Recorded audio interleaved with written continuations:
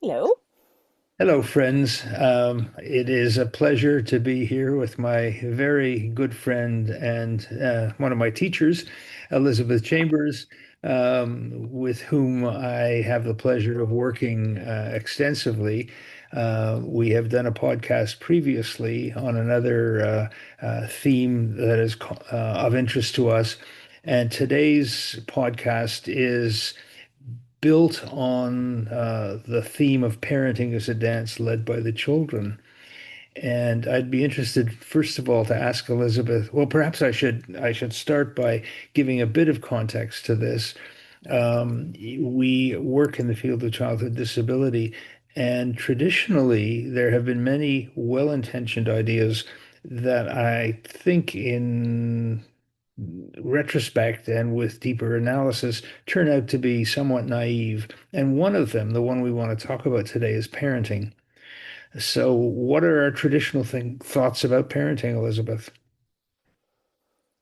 Oh, I think that it is one of those things where it depends on culture and it depends on who we're talking to. But quite often, our traditional sense of parenting is the parent is going to make the decisions for the child. They're going to determine what's best for them. They're going to be, the ones that are responsible for how they're going to grow. And and And and one Mhm. implication of that has been a sort of a notion of top down. Exactly. The kids are doing well, you must be a pretty good parent. Mhm. And And conversely, and vice more versa. importantly, if the children are having any kind of difficulty, particularly behavioral or social difficulties, what the heck is going on with the parents? And the Exactly. most egregious example of this was Bettelheim's idea that the children he saw, the boys he saw with autism, were clearly autistic because their mothers were emotionally distant. And he caused, and that idea caused, innumerable and untold harm to mothers Hmm. who were essentially accused of creating their autistic children. Yeah. And it was only when people began to look carefully at the children that they said, no wonder the mothers are so distant, the kids are so challenging. And Mhm. that was one of the examples that led people to see the impact of children on parents. And I think that's such a prime example because really you're looking at it where somebody has put themselves or has been put on a pedestal and the power they get from just simple words and what they're saying and how much damage that caused. Like not just to the mothers, but their whole families, relationships, the other children. Like it's Yeah. devastating to think. I can't even imagine being in that situation. Now, you are a parent of William, about Hmm. whom you have been public and shared your experiences. William has very complex developmental challenges. Yeah. How do you know what's on his mind? Ho, ho, ho. Now, isn't that a loaded question, right? I have a child that is nonverbal. He is deaf-blind. I have been thought of as being completely lost in hope and craziness when I've been told, no, but I see that he's happy, but he's not smiling. Yeah, but I can tell that he's not upset about things. Or in the very beginning, actually, I can give a prime example of when we were back in our NICU days, and the doctors were changing week to week to week. Every week it was a different one, and they weren't getting a reaction out of him. And so they thought there wasn't a lot there. I'm going to be perfectly blunt and say they did not have a lot of hope for him. And they thought when I was saying, but I get reaction from him, I see responses. They thought that I was just an emotional mom who wanted to believe something that wasn't there. And one of the days that made such a difference to us was when his sister, who is his, she's his person, and she'd been away from us, obviously for the first time. So we were sent a video of her singing and dancing. And my husband was holding William, and I put the video up for him to see and hear. And all of a sudden, baby William went nuts. He just was squirming around, trying to look like he was going everywhere. And we both went, okay, well, that's strange. Like, let's just, so we waited an hour and everything was calm and quiet again. And we tried again.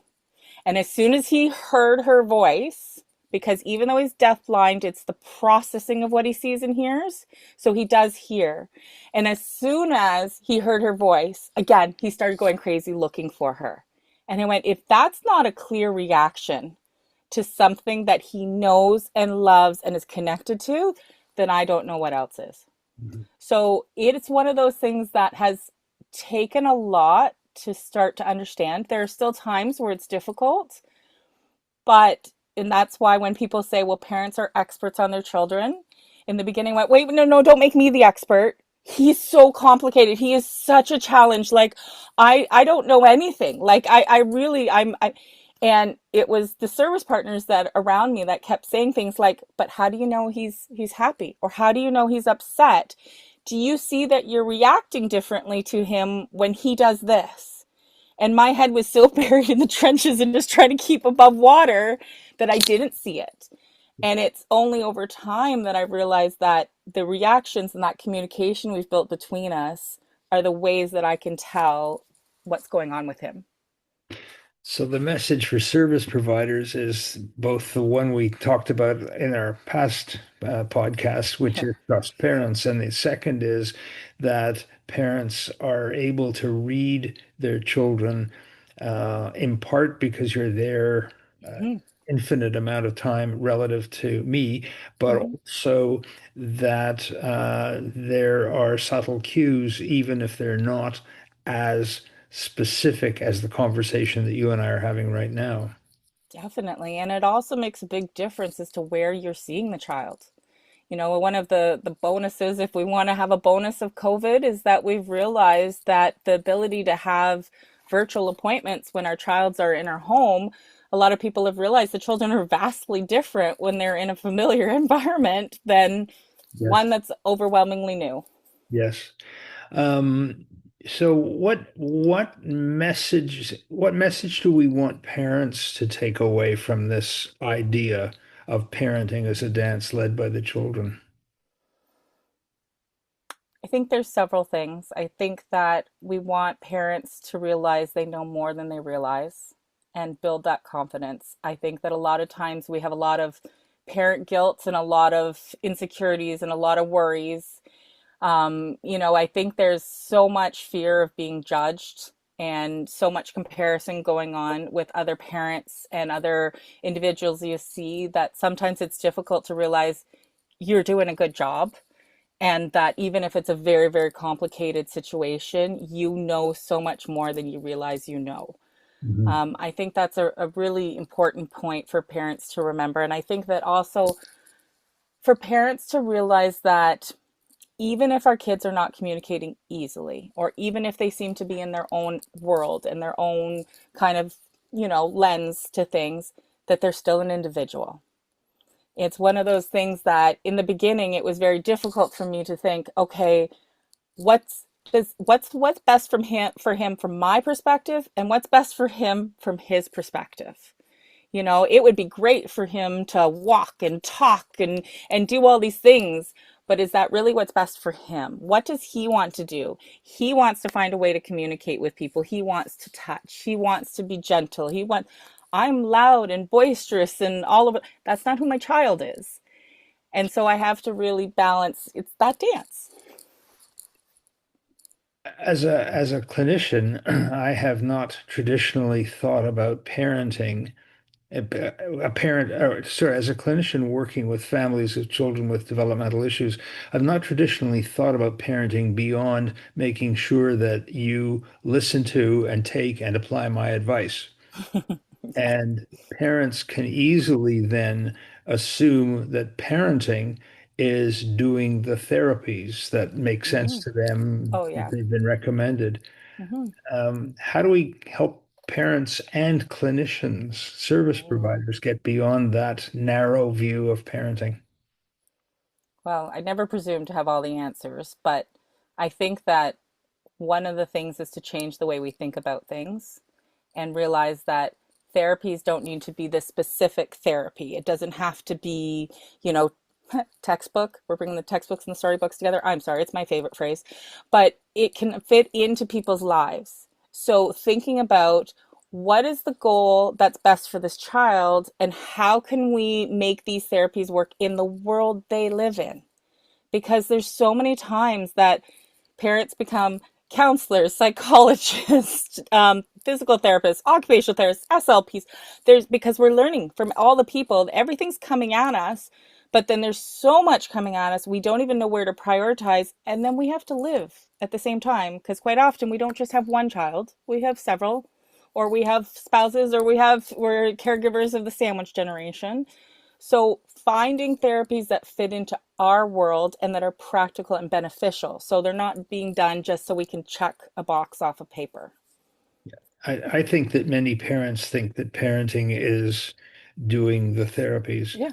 And I think that that professionals have a responsibility, and what we hope is that ideas like are shared in the editorial and in this conversation help Mm-hmm. people see that parenting is much more than doing the right therapies, that it is respecting and recognizing the individuality of the child, even a child who doesn't do things typically.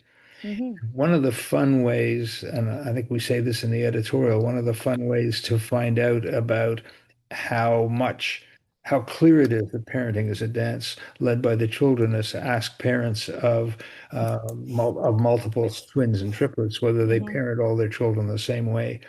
And most of them roll their eyes and then laugh because they recognize, without having thought about it, that the shy one is thought about this way, and the rambunctious one is thought about that way, and the one who is slow to warm up is treated Mm-hmm. a different way, all within the same family, within the same set of values. But that the child, without the parent recognizing it, the child is eliciting Mm-hmm. different kinds of behaviors from the parent. Yeah. I've also often said to parents of kids who seem to be behaviorally challenging, if she lived at my house, she'd still be who she is. And again, recognizing, and it's incumbent upon us, I think, to recognize what children bring Mm-hmm. to their family, to their encounters. The person they are is a consistent person, and we can help parents with that if we understand and value the child's individuality. I think that's extremely important too when we come to the world of childhood disability, because there can be this old sense of, well, I need to fix this child, Mhm. right? And as you mentioned earlier, like the burden can be put on parents, right? That this happened because of something I did. I need to fix this, or I need to change this, and so there's so much pressure that they put on themselves, or they feel are put on, because it's about fixing things that are broken. And I think that's where we need a really big mind shift when it comes to disability, because it's not about fixing a child. Yes, there's going to be areas that are struggles and challenges, but it's kind of trite, but I go back to where I went to elementary school, and our motto at the elementary school I went to was help me to help myself. It wasn't about doing things for them. It wasn't doing things to them. It was to help that child be the best they could be by encouraging them to do what they could do. So yes, we're human. I don't care who we are. Nobody in this world is perfect. We are all going to have challenges. Some of us are going to wear glasses. Some of us are going to need readers. Some of us are going to need walkers. But who cares? That's what makes us, the beauty is in the imperfections. And I think that we have to recognize that, yes, we have a broken system. We have to fill out forms with the negatives in order to get funding. But if we can't think of that child as the individual and the beauty in the individual of who they are, then we're not going to get anywhere. In the beginning, we were told that our son did not have the ability to live or shouldn't live because he wasn't going to be a benefit to society. We were told that straight up. We want to end this now because he's not going to be a benefit to society. And I've thought about that over the years, especially as I see him growing. And I see that, yes, he's got so much complications. He's never going to live independently. All of that. And I go, but what's the benefit to society? He is pure love. He doesn't want anything from anybody. All he wants is to give love. He's an inspiration to people. People will come to my house or come to him when they're stressed, when they're tough, and they'll hold his hand. And that's all they need. And I go, talk about the most beneficial thing to society there can be. So parenting for you includes the experience of the joy of your child who wasn't supposed to be Yeah, and is. yeah, exactly. And it's not an easy journey. You know, you've mentioned so many times it's complicated lives. I'm not saying it's perfect, and I'm not saying it's easy, and I'm not saying, yeah, you know what, he isn't going to go out and get a job and pay taxes and all of that, but he still brings a lot to this world, and it's taken me time to kind of step back a little and just say, wow, like what an individual he is, and see his likes and things that he's doing, especially letting him go to school and go away from me. That was really tough. So perhaps we can end with the challenge to ourselves and our colleagues, particularly service providers, to try to keep these perspectives about being a parent Mm-hmm. and parenting in the context of childhood disability, that in addition to the challenges, which are often very complex, as I know they are with William, there can be joy and satisfaction and a sense of achievement. And I thank you very much for sharing that with us. Always. It's always a pleasure. Thank Thank you. you.